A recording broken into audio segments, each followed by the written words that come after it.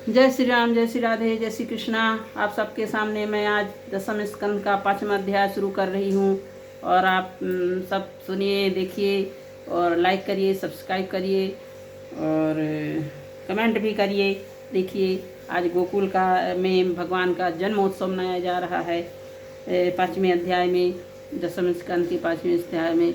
इसलिए आप सबको सुनना जरूरी। जन्म स्थान का महोत्सव, जन्मोत्सव बहुत अच्छा है। भगवान के जन्म में जो अशुद्धियाँ रहती हैं ये बताया गया है। किसी भी पुत्र जन्म लेने से घर में जो जन्म का संस्कार होता है, गर्भ शुद्धि हो करने के लिए, वो सब कारण बताया गया है, कैसे करना चाहिए। तो श्री सुखदेव जी कहते हैं, परीक्षित नंद बाबा बड़े मनुष्य और उदार थे। पुत्र का जन्म होने पर हृदय विलक्षण आनंद से भर गया और उन्होंने स्नान करके पवित्र होकर सुंदर वस्त्र आभूषण धारण किए। वेदज्ञ ब्राह्मणों को बुलवाकर स्वास्तिक वचन और अपने पुत्र का जात कर्म संस्कार करवाया। साथ ही देवता और पितरों को विधि पूर्वक पूजा भी करवाई। उन्होंने ब्राह्मणों के वस्त्र और आभूषण सुसज्जित 2 लाख गौएं दान करी।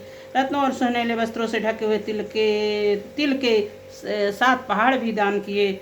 संस्कारों में गर्भ की शुद्धि होती है और प्रदर्शित करने के लिए अनेक दृष्टांतों का उल्लेख किया गया है, जैसे समय से नूतन जल, शुद्ध भूमि आदि, स्नान से शरीर आदि और प्रक्षालन से वस्त्र आदि, संस्कारों से गर्भ आदि, तपस्या से इंद्र आदि, यज्ञ से ब्राह्मण आदि, दान से धन आदि और संतोष से मन आदि द्रव्य शुद्ध होते हैं। परंतु आत्मा की शुद्धि तो आत्मज्ञान से ही होती है।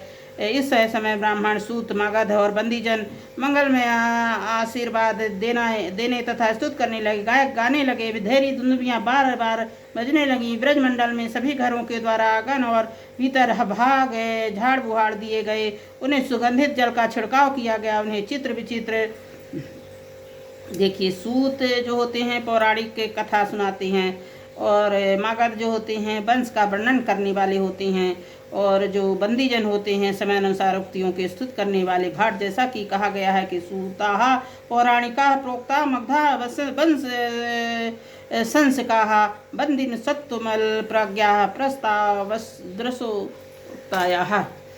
तो चित्र विचित्र ध्वजा, पताका, पुष्पों की माला, रंग बिरंगे वस्त्र और पल्लवों की बंधन बारों से सजाया गया है। गाय बैल बछड़ों की अंगों में हल्दी तेल का लेप कर दिया गया है। उन्हें गेरू आदि रंगीन धातुएं, मोर पंख, फूलों के हार, तरह तरह के सुंदर वस्त्र, सोने के जंजीरें सजा दिए गए हैं। परिचित सभी ग्वाल बाल बहुमूल्य वस्त्र, गहने, अंगरखे और पगड़ियों से सुसज्जित होकर अपने हाथों में भेंट की बहुत सी सामग्रियां लेकर नंद बाबा के घर में आई हैं। जन्मोत्सव के लिए सभी अपने अपने हाथ में भेंट लेकर आए हुए हैं। यशोदा जी के पुत्र हुआ है, यह सुनकर गोपियों भी बड़ी आनंद हुई हैं। उन्होंने सुंदर सुंदर वस्त्र, आभूषण, अंजन आदि से अपना श्रृंगार किया है। गोपियों के मुख कमल बड़े ही सुंदर जान पड़ते हैं। उन पर लोगों के लगी हुई कुमकुम ऐसे लगती है मानो कमल की केसर हो। नितम बड़े बड़े बैठ की सामग्री ले लेकर जल्दी जल्दी यशोदा के पास चली। उस समय उनके पेयोधर हिल रहे थे। गोपियों के कानों में चमकती हुई मणियों की कुंडल झिलमिला रही थी। गले में सोने के हाथ जगमगा रहे थे। सुंदर सुंदर रंग बिरंगे वस्त्र पहने हुए, मार में उनकी चोटियां गूथे हुए फूल बरसते जा रहे थे। हाथों में जड़ाऊ कंगन अलग अलग ही चमक रहे थे। कानों में कुंडल पेयोधर हार हिलते जाते थे। इन्हें नंद बाबा के घर जाते समय उनकी शोभा बड़ी अनूठी जान पड़ती थी। नंद बाबा के घर जाकर वे नवजात शिशु को आशीर्वाद देती हो, चिरंजीवी हो, भगवान उसकी रक्षा करे। उन लोगों पर हल्दी तेल से मिला हुआ पानी छिड़क देती तथा ऊंचे स्वर में मंगल गान करती। भगवान श्री कृष्ण समस्त जगत के एकमात्र स्वामी, उनके सस माधुर वात्सल सभी अनंत हैं। नंद बाबा ब्रज में प्रकट हुए उस समय उनके जन्म महान उत्सव मनाया गया। ऐसे बड़े बड़े विचित्र मंगल में बाजे बजाए जाने लगे। आनंद से मतवाले होकर गोपगण एक दूसरे से दही, दूध, घी और पानी उड़ने लगे। एक दूसरे के मुंह पर मक्खन लगाने लगे। मक्खन फेंक फेंक कर आनंदोत्सव मनाने लगे। नंद बाबा स्वभाव से ही परम उदार मनुष्य थे। उन्होंने गोपियों के बहुत से वस्त्र, आभूषण, गौएं दी।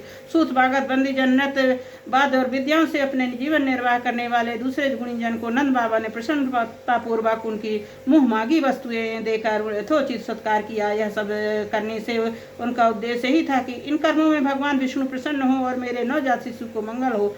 आनंद बाबा के अभिनंदन करने पर सौभाग्यवती रोहिणी जी दिव्य वस्त्र, माला और गले की भांति भांति के गहनों सुजती हो गृह स्वामिनी की भांति आने जाने वाली स्त्रियों को सत्कार करती हुई विचर रही थी। परिचित उसी से दिन से नंद बाबा के ब्रज में प्रकार की रिद्धि सिद्धियां अटखेलियां करने लगी। भगवान श्री कृष्ण के निवास तथा अपने स्वाभाविक गुणों के कारण वह लक्ष्मी जी की क्रीड़ा स्थल बन गया। परीक्षित कुछ दिन बाद नंद बाबा गोकुल में रक्षा भार दूसरे गोपियों को सौंप दिया और स्वयं कंस का वार्षिक कर चुकाने के लिए मथुरा चले गए।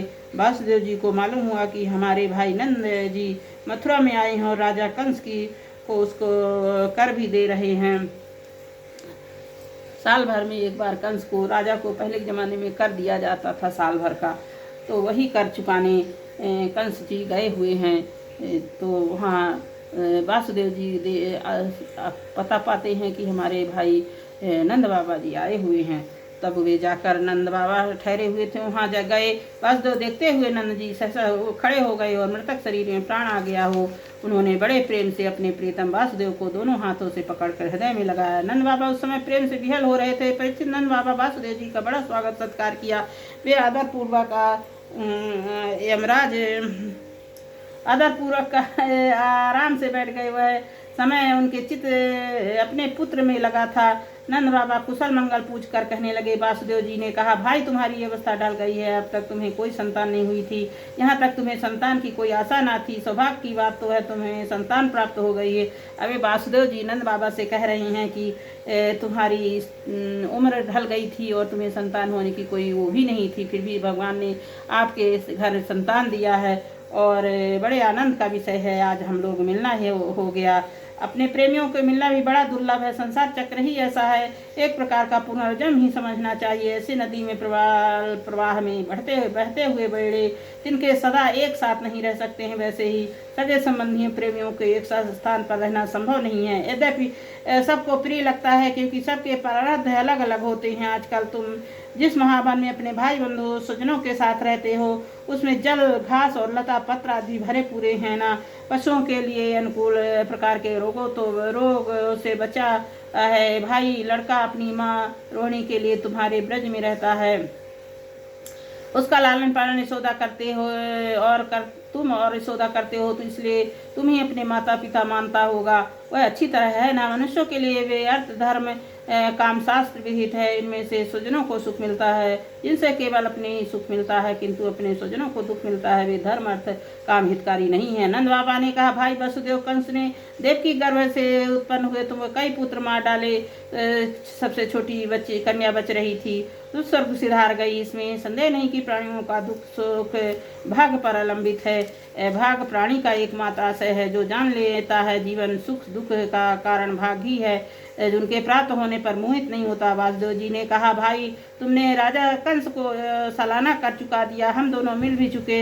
अब तुम्हें यहाँ अधिक देर नहीं ठहरना चाहिए क्योंकि आजकल गोकुल में बड़े उत्पात हो रहे हैं। श्री सुखदेव जी कहते हैं, परीक्षित, जब वासुदेव ने इस प्रकार कहा, नंद आदि गोपों ने अनुमति ली और बैलों से जुते हुए छकड़ों पर सवार होकर गोकुल की यात्रा की।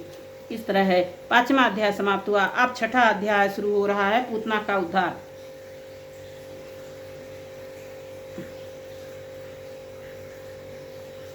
चश्मा सही नहीं है आज।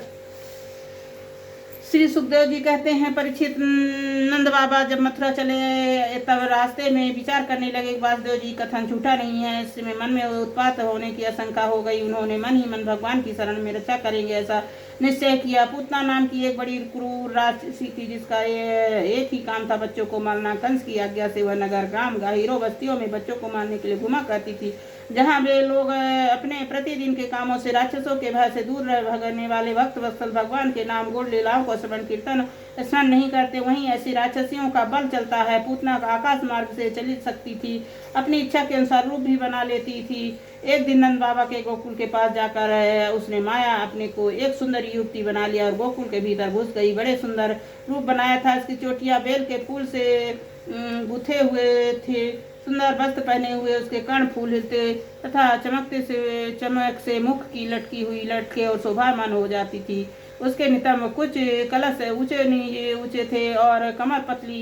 वह बहुत अपनी मधुर मुस्कान कटाक्ष पूर्ण चितवन से ब्रजवासियों का चित्त चुरा रही थी। रूपवती रमणी के हाथों में कमल लेकर आते देख गोपियां ऐसी उत्प्रेक्षा करने लगी मानो स्वयं लक्ष्मी जी आई हैं।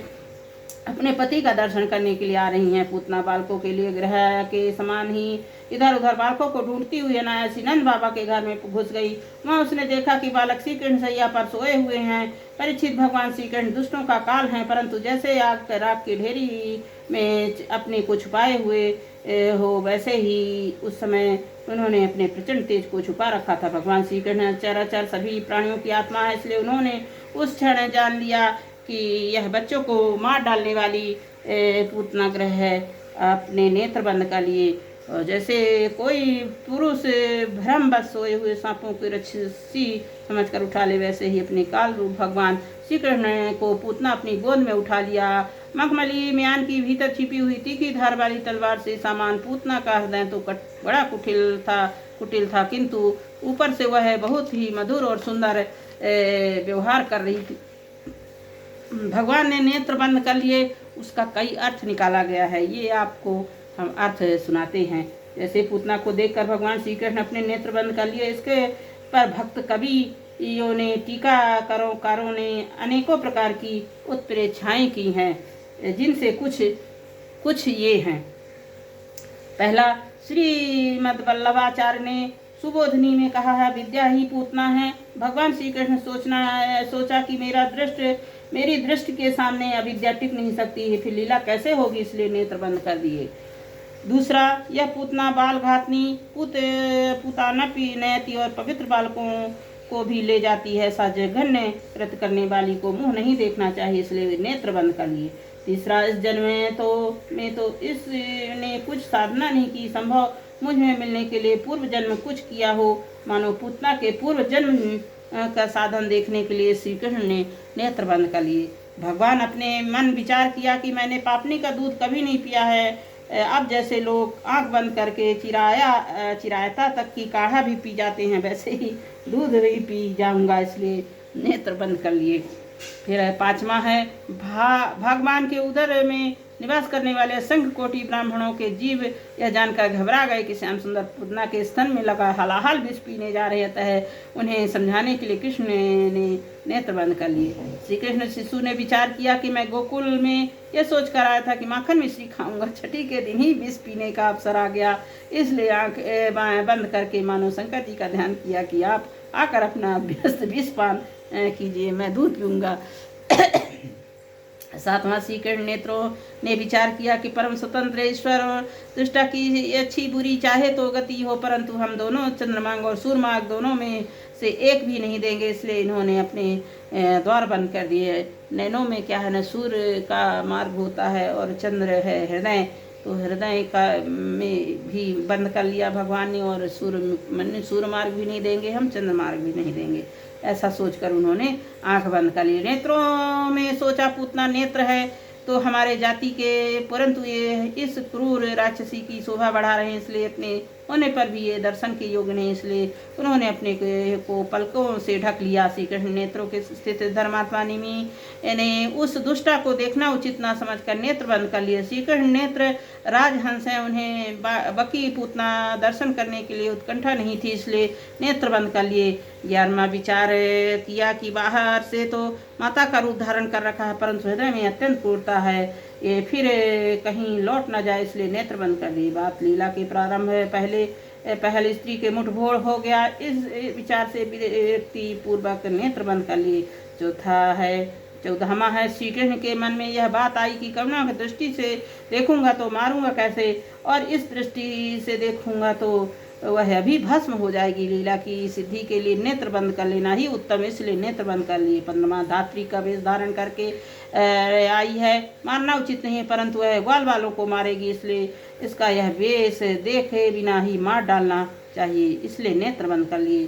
16वां है, बड़ा कष्ट निष्ठ योग से निवृत्त हो जाता, उन्होंने नेत्र बंद करके मानो योग दृष्टि संपादित की।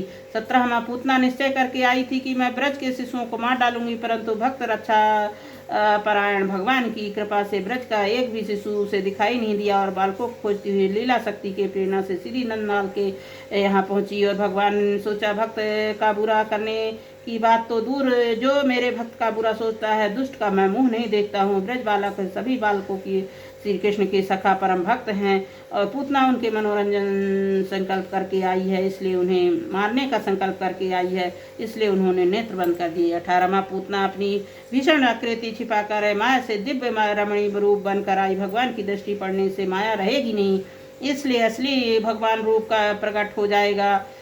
उसे सामने देखकर यशोदा मैया डर जाएंगी और पुत्र की अनिष्ट आशंका से कहीं हठात प्राण निकल जाए, आशंका से उन्होंने नेत्र बंद कर लिए। पूतना हिंसा पूर्ण हृदय से आई थी, परंतु भगवान को हिंसा के लिए उपयुक्त दंड न देकर उसका प्राण बध मात्र करके परम कल्याण करना चाहते थे। से भगवान समस्त सद्गुणों से भंडार हैं, दृष्टा आदि दोषों को लेस भी नहीं है, इसलिए पूतना के कल्याणार्थ भी अपने प्राण बध करने में उन्हें लज्जा आती है। लज्जा से उन्होंने नेत्र बंद कर दी। भगवान जगत पिता हैं, असुर राक्षस आदि संतान ही हैं, सर्वथा उच्छृंखल और उद्दंड हो गए हैं, इसलिए दंड देना आवश्यक है। स्नेह में माता पिता उच्छृंखल पुत्र को दंड देते हैं, उसके मन में दुख होता है, परंतु भय दिखलाने के लिए बाहर प्रकट नहीं करते हैं। इस प्रकार भगवान जब असुरों को मारते हैं तब पिता नाते उसके दुख उनको भी दुख होता है, पर असुरों को भय दिखलाने के लिए उसे प्रकट नहीं करते हैं। भगवान अब पूतना को मारने वाले परंतु उनकी मृत्युकालीन पीड़ा को अपनी आंखों से देखना ही नहीं चाहते थे, इसी से उन्होंने नेत्र बंद कर लिए। छोटे बालक का स्वभाव है कि अपनी माँ के सामने खूब खेलते हैं, पर किसी अपरिचित को देखकर डर जाते हैं, नेत्र मूंद लेते हैं। पूतना को इसे देख कर इसलिए बाल लीला बिहारी भगवान नेत्र बंद कर लिए। यह उनकी बाल लीला माधुर्य है। भगवान रोज से और देखने के बाद एक भद्र महिला समान जान पड़ी, इसलिए रोहिणी और यशोदा ने घर के भीतर आई देखकर सौंदर्य प्रभाव से अप्रभी से खड़ी होकर रोक टोक नहीं किया, चुपचाप खड़ी रह गई। अब माता यशोदा और रोहिणी दोनों ने ऐसा देखा इतनी सुंदर है, कोई तो देवी ही होगी, इसलिए उन्होंने रोक टोक नहीं किया उनको। इधर भयानक राक्षसी पूतना ने बालक श्री कृष्ण को अपने गोद में लेकर उनके मुंह में स्तन दे दिया, और जिससे बड़ा भयंकर और किसी प्रकार भी पच न सकने वाला विष लगा हुआ था। भगवान ने क्रोध को अपने साथी बनाया और दोनों हाथों से उसके स्तनों को जोर से दबाकर प्राणों के साथ उसका दूध पीने लगे और साथ ही क्रोध प्राण पीने लगा। भगवान रोज के पूतना में प्राणों के सहित स्तनपान करने लगे। इसका अर्थ प्रतीत होता है कि रोधाष्ट्रात देवता रुद्र ने प्राणों का पान किया और श्री कृष्ण स्तन का पूतना के वक्षस्थल पर पीड़ा करते हुए मानो मन ही मन कह रहे हैं, स्कंधत्याय स्तन एवं जीव का दत्त स्तवाय सा स्वमान्ये मम मया चापीतो प्रियते यति किम मामागः स्वमेव कथ्यताम। तो पूतना के प्राणों का स्रवित सभी मर्म स्थान फटने लगे। वह पुकारने लगे, अरे छोड़ दो बस कर। यह बार बार अपने हाथों को पैर पटक पटक कर रोने लगी। नेत्र उलट गए, उसका सारा शरीर सीने से लथपथ हो गया। चिल्लाहट वेग बड़ा भयंकर था, उसके प्रभाव से पहाड़ों के साथ पृथ्वी और ग्रहों के साथ अंतरिक्ष डगमगा गए। सातों पाताल दिशाएं गूंज उठी। बहुत से लोग प्रजपात को आशंका पृथ्वी पर गिर पड़े। परीक्षित, इस प्रकार निशाचरी पूतना स्तनों से इतना पीड़ा हुआ कि वो अपने को छुपा न सकी। राक्षसी रूप में प्रकट हो गई, शरीर प्राण निकल गए, मुंह फट गया, बाल बिखर गए, हाथ पांव फैल गए। जैसे इंद्र वज्र से घायल होकर बरतासुर गिर पड़ा, वही बाहर गोष्ठ में आकर गिर पड़ी। राजेंद्र पूतना शरीर गिरते गिरते 6 कोस भीतर वृक्षों को कुचल डाला। वह बड़ी अद्भुत घटना। पूतना का शरीर बड़ा भयंकर था, उसका मुंह है हल के समान तीखी भयंकर दाढ़ों से युक्त, नथुने पहाड़ गुफा के समान गहरे थे, स्तन पहाड़ से गिरी हुई चट्टान की तरह बड़े बड़े थे, लाल लाल बाल चारों ओर बिखर रहे थे, आंखें कंधे अंधे कुएं के समान गहरी, नितम नदी के करार की तरह भयंकर, भुजाएं जांघे पैर नदी के पुल के समान, पेट सूखे सरोवर की भांति जान पड़ रहा था। पूतना के इस शरीर को देखकर सबके सब गोपी डर गए। भयंकर चिल्लाहट सुनकर हृदय कान और सिर पहले से फट रहे थे। जब गोपियों ने देखा बालक श्री कृष्ण उनकी छाती पर निर्भय होकर खेल रहा है, तो कहते हैं, मैं दूध मुहा शिशु हूँ, स्तनपान ही मेरा जीविका है। तुम स्वयं अपने स्तन पर मुँह दे दिया और पिया, मैंने पिया, इससे तुम मर जाती। स्वयं तुम बताओ, इससे मेरा क्या अपराध है। राजा बलि की कन्या थी रत्नमाला। यज्ञशाला में वामन भगवान को देखकर हृदय में पुत्र स्नेह का उदय हुआ था। मन ही मन अभिलाषा करने लगी थी, मुझे ऐसा बालक हो और मुझे स्तनपान पिलाऊं, जो बड़ी प्रसन्नता से होगी। वामन भगवान ने भक्त बलि के पुत्र की मनोरथ मन ही मन अनुमोदन करके दोपहर में पूतना और श्री कृष्ण स्पर्श उसकी लालसा पूर्ण हुई। बलि की पुत्री थी और उसने बामन भगवान को देखकर मन ही मन सोचा था कि मुझे ये मेरा बालक होता और मैं इसको अपना स्तनपान कराती। तो भगवान ने श्री कृष्ण जन्म में उनको बालक बनकर अपना स्तनपान किया। तब वे बड़ी घबराहट और उतलावी झटपट वहाँ पहुँच गईं और श्री कृष्ण को उठा लिया। इसके बाद यशोदा, रोहिणी, गोपियाँ गाय की पूछ घुमान के दी उपाय से बालक श्री कृष्ण के अंगों की सब प्रकार से रक्षा की। उन्होंने पहले बालक श्री कृष्ण के गोमूत्र से स्नान कराया, फिर अंगों में गोरज लगाया, फिर 12 अंगों को गोबर लगाकर भगवान के केशों आदि नाभों से रक्षा की। इसके बाद गोपियों ने आचमन करके आजादी 11 बीज मंत्रों से शरीर अलग अलग अन्यास करन्यास किया और फिर बालक के अंग में बीजन्यास किया। वे कहने लगी, जन्मा भगवान तेरे पैर की रक्षा करे, मणिमान घुटनों की, यज्ञ पुरुष जागो की, चित्त कमर की, घाय गिरी पेट की, केशो हृदय की, ईश स्थल बच्च स्थल की, सूरकंठ की, वैष्णु बाहों की, उरु क्रम मुख की, स्वर सिर की रक्षा करे। चक्रधर भगवान रक्षा के लिए तेरे आगे रहे। गदाधारी श्री हरि पीछे क्रमशः धनुष और खड़ग धारण करने भगवान मधुसूदन, अजन दोनों बगल में, शंखधारी उरुगाए चारों कोनों में, उपेंद्र ऊपर, हलधर पृथ्वी पर और भगवान परम पुरुष तेरे सब ओर से रक्षा करें। ऋषिकेश भगवान इंद्रियों और नारायण प्राणों की रक्षा करे। शिवधिपति चित्त की और योगेश्वर मन की रक्षा करे। कृष्ण गर्भ तेरी बुद्धि और परमात्मा भगवान तेरे अहंकार की रक्षा करे। खेलते समय गोविंद रक्षा करे, सोते समय माधव रक्षा करे, चलते समय भगवान वैकुंठ और बैठते समय भगवान श्रीपति तेज रक्षा करे। भोजन के समय समस्त ग्रहों से भयभीत करने वाले यज्ञो भोक्ता भगवान तेज रक्षा करे। डाकनी सा राक्षसी और कुष्मांडा, बालाग्रह, भूत प्रेत, पिशाच, राक्षस, विनायक, कोटरा, रेवती, ज्येष्ठा, पूतना, मात्र का शरीर प्राण इंद्रियों का नाश करने वाले, उन्माद एवं अपस्मार आदि रोग संपन्न देखे हुए महान उत्पाद, वृद्ध ग्रह और बाल ग्रह आदि ये सभी अनिष्ट भगवान विष्णु का नाम उच्चार करने से भयभीत होकर नष्ट हो जाए।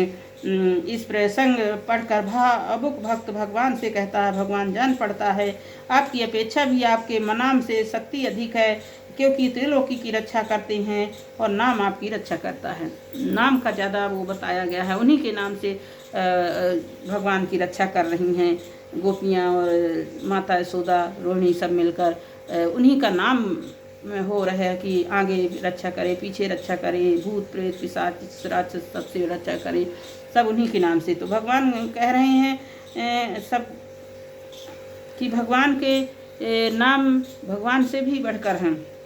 श्री सुखदेव जी कहते हैं, परीक्षित इस प्रकार गोपियों ने प्रेम पास बांधकर भगवान श्री कृष्ण की रक्षा की। माता यशोदा ने पुत्र को स्तन पिलाया, पालने पर सुला दिया। इस समय नंद बाबा साथी मथुरा से गोकुल पहुँचे।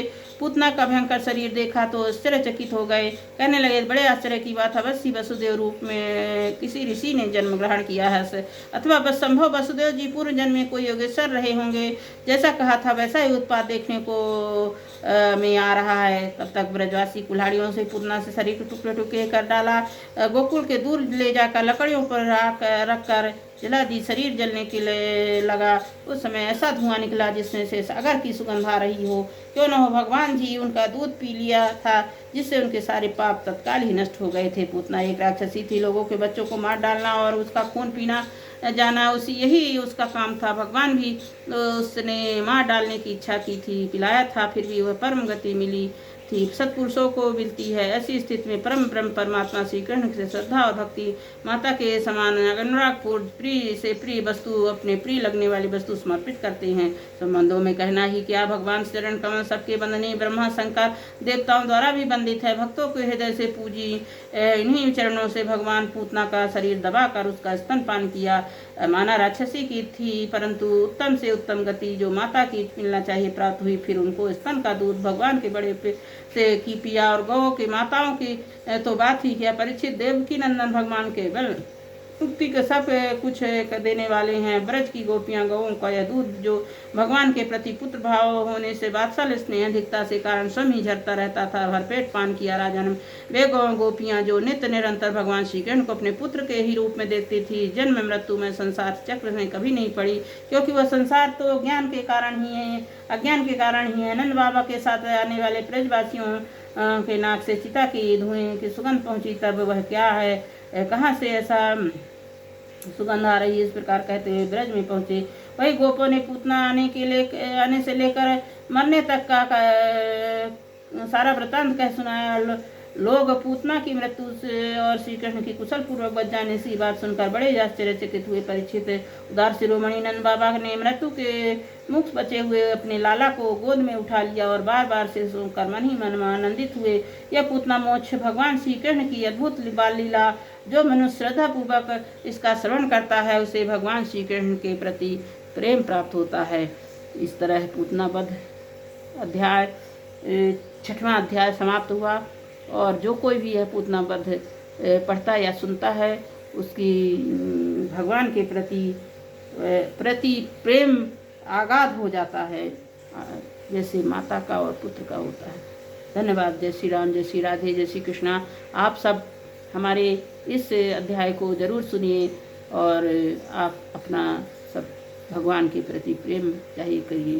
धन्यवाद। अगले दिन कल 7वां अध्याय हम फिर से सुनाएंगे। धन्यवाद।